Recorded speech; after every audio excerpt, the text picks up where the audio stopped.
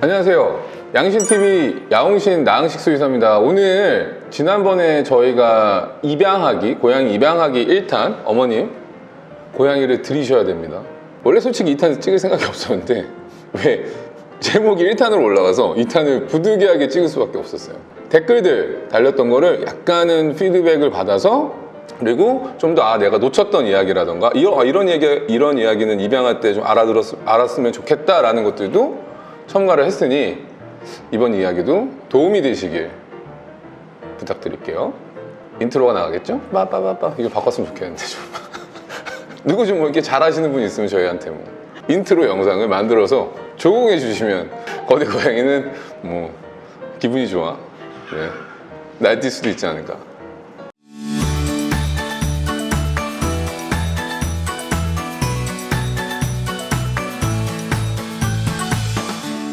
지난번에 저희가 얘기를 못 해드렸던 게, 봄이면은 길거리에 악갱이들이 이제 어마어마하게 늘어나게 됩니다. 악갱이 대란이라는 게 일단 뭐냐면, 간단하게 설명하면 길고양이, 중성화가 안 된 길고양이가 임신을 해서 출산을 하는 상황을 말하는데, 그 시기가 대략 봄철에 많이 일어나요.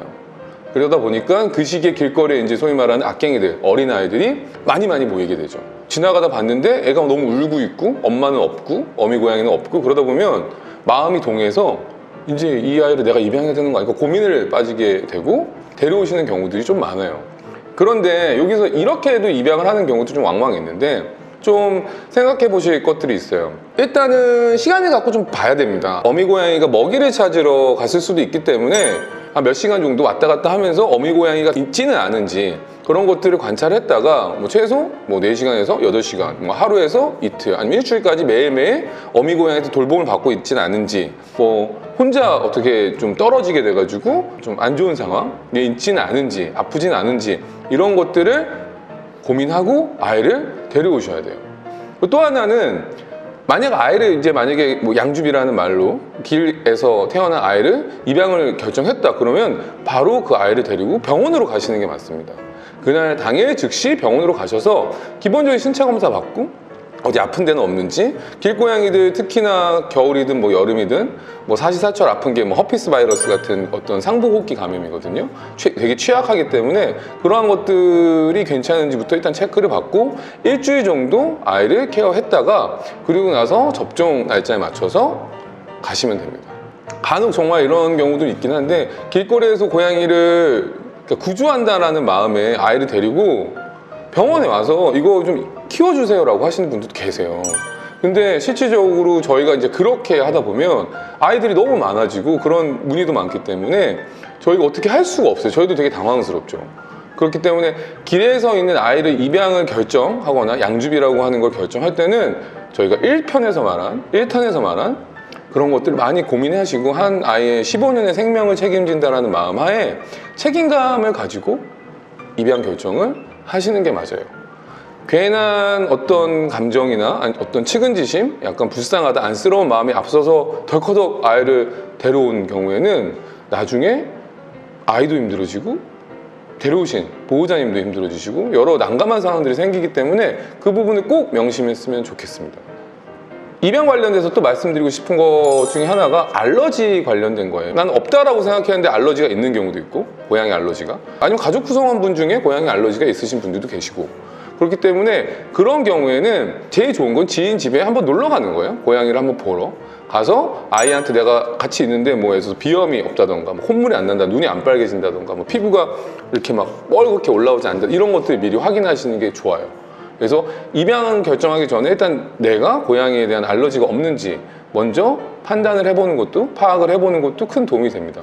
이 정도가 저희가 이제 1편이 올라갔을 때 좀 이렇게 달렸던 댓글들을 정리해서 말씀드린 거예요.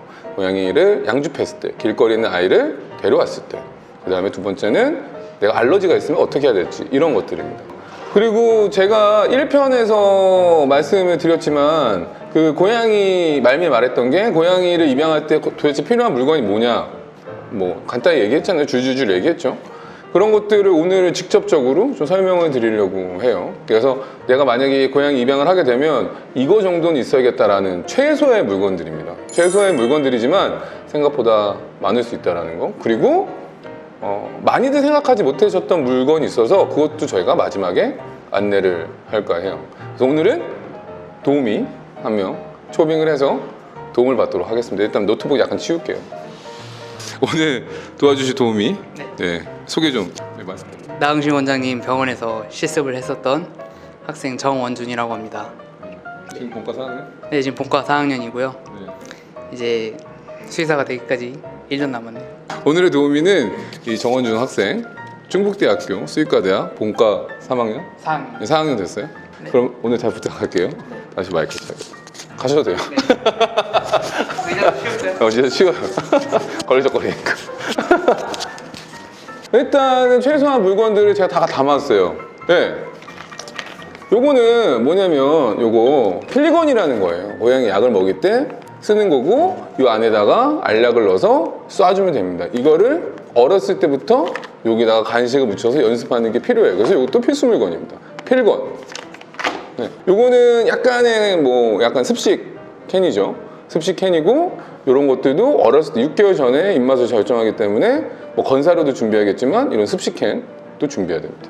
요거는 어렸을 때 쓰는 치약입니다. 치약도 있어야 돼요. 어렸을 때부터 자묘 때 칫솔질하는 게 익숙해져야지만 아이가 성묘가 돼서도 칫솔질하는데 부담이 없어지죠. 필수품이에요. 요거 같은 경우는 영양제예요. 종합 비타민 영양제. 이런 복합적인 영양제 있으면 좋을 것 같아요. 이런 것들도 하나 많이들 물어보시는데 그냥 워낙에 많으니까 영양제 하나 있으면 좋습니다. 요거 같은 경우도 약간 영양제이긴 한데 피부와 관련된 모질을 좋게 하는 영양제예요. 이거는 털 관련돼서 나중에 또 얘기할 거니까 가져왔습니다. 이것도 있으면 좋아요.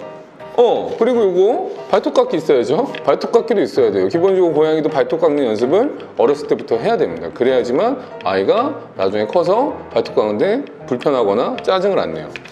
장난감도 있어야죠. 장난감인데 대표적인 장난감 낚싯대도 있어야 됩니다.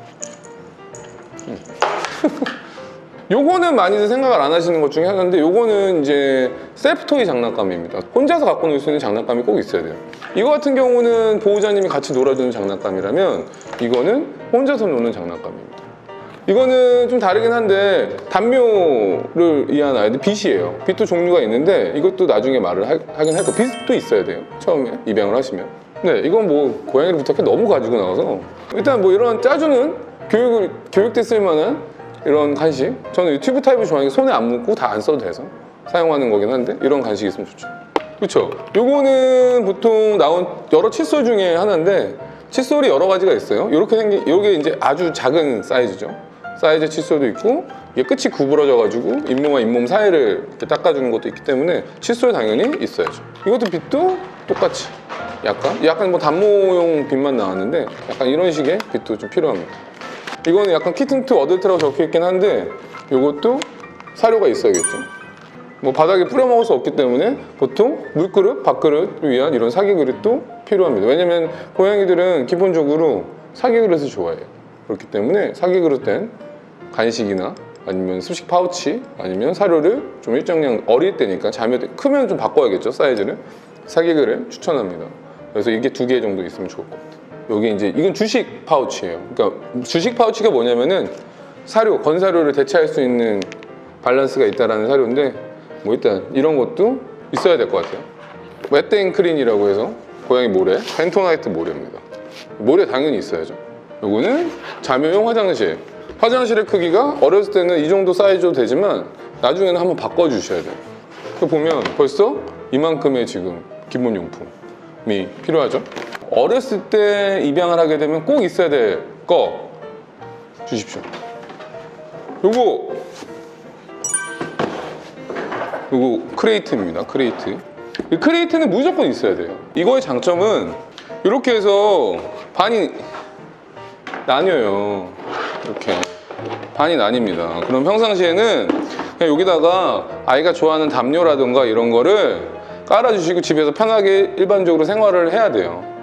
그래서 이게 좀 여기서 밥을 먹고 간식도 먹고 좋은 일만 일어나는 공간으로 만들어 주시고 그 다음에 좀 익숙해지면 이걸 이렇게 덮어주거나 아니면 덮은 상태에서 아이가 그냥 언제 처음부터 썼었던 것처럼 생활을 한다. 그러면 그냥 덮은 상태로 이렇게 해도 됩니다. 이렇게. 그래서 요거를 하나 가지고 있으실 필요가 있어요. 그러면 대략 이렇게 가지게 되면 초기 비용이 얼마가 될까요? 근데 이게 뭐 정가라고 할 수가 없기 때문에 대략적으로만 얘기를 드리겠습니다. 4만 원 잡을까? 4만 원? 그다음에 요게 15,000원, 2만 원이니까 35,000원. 75,000원이죠. 먹을 거 관련된 거 25,000원. 그다음에 이거 영양제 비싸요. 4만 원 잡읍시다. 이거 2만 원 잡고 6만 원 영양제. 실제로 지금 저는 다 다운시켜서 말씀드리는 거, 저희 오프라인 매장이기 때문에, 매장이라서 그렇고 오프라인 병원이기 때문에 다운시켜서 말씀을 드리는 겁니다. 10,000원 잡을까? 10,000원.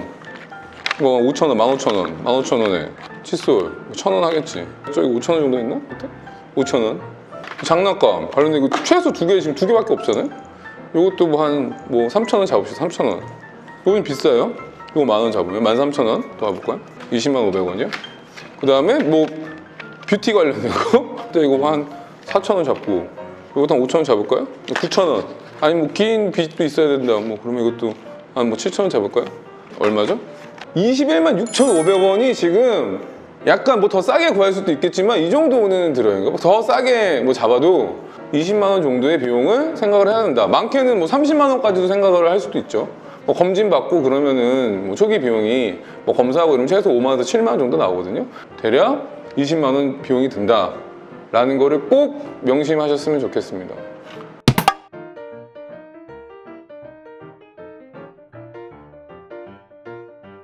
그래서 제가 오늘 입양하기 2편을 촬영했는데 고양이를 입양을 하는 다른 경우의 수, 그다음에 환경 같은 것도 설명을 드린 것 같고요. 그 다음에 고양이에 있어서 최소 물품들, 물론 여기서 플러스 마이너스 좀 될 수가 있긴 하지만 제가 봤을 때는 고양이를 키우시는, 고양이가 생활을 하려고 결정하신 분들의 특징상 더 많이 사면 샀지 절대 적게 사진 않을 거예요.